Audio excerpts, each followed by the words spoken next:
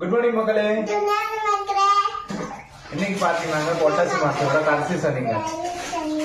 என்ன சொல்றது, சேட்டை காலையிலே சேட்டை ஆரம்பமாயிடுது.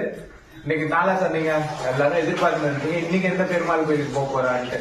உண்மையா எனக்கும் தெரியல இன்னைக்கு எந்த பெருமாள் கோயிலுக்கு போகணும்ட்டு. ஆனா இருந்தாலும் உங்களுக்கோசம் நான் கண்டுபிடிச்சிருக்கேங்க. இன்னைக்கு போடுற வீடியோ ரொம்ப இன்ட்ரெஸ்டிங்கா இருக்கும். அதனால நீங்க பாத்துட்டே இருக்க வீடியோவை. நாங்க இப்ப ரெடி பார்த்தீங்கன்னா மக்களே, நாங்கள் ரெடி ஆகிட்டோங்க. இன்றைக்கி பார்த்தீங்கன்னா இந்த வீடியோவில் ரொம்ப இன்ட்ரெஸ்டிங்கான விஷயம்லாம் நீங்கள் பார்க்க போகிறீங்க. போக உங்களுக்கு அது தெரியும், பார்த்துக்கினே இருங்க.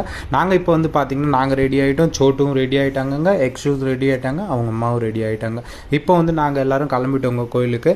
சரி என்னடா எங்கே தான் போக போகிறேன்னு இப்படின்னா சர்ப்ரைஸ் கொடுக்குறீங்க அப்படிலாம் நினைக்காதுங்க. ரொம்ப இன்ட்ரெஸ்டிங்காக இருக்கும். ஏன்னா இந்த கோயில் வந்து ரொம்ப பழங்காலத்தில் கட்டப்பட்ட கோயிலுங்க. இன்றைக்கி நாங்கள் போகிற கோயில். ஐ ஹோப் இது வந்து ரொம்ப சக்தி வாய்ந்த கோயிலாக இருக்கும்னு நாங்கள் நம்புகிறோம். சரின்னு சொல்லிட்டு நாங்கள் வேக வேகமாக கிளம்பிட்டோங்க. இந்த கோயிலை பற்றி நீங்கள் கேட்டிங்கன்னா, இது வந்து அம்தாவாத்தில் இருக்கிற ஷாப்பூர் அப்படின்ற ஒரு ஏரியாவில் தாங்க இருக்குது. அந்த ஷாப்பூர்ன்றது ஒரு விதமான மார்க்கெட் மாதிரி தாங்க. காலுப்பூர் மார்க்கெட் இருக்குது, அதுக்கப்புறம் ஷாப்பூர் வருதுங்க.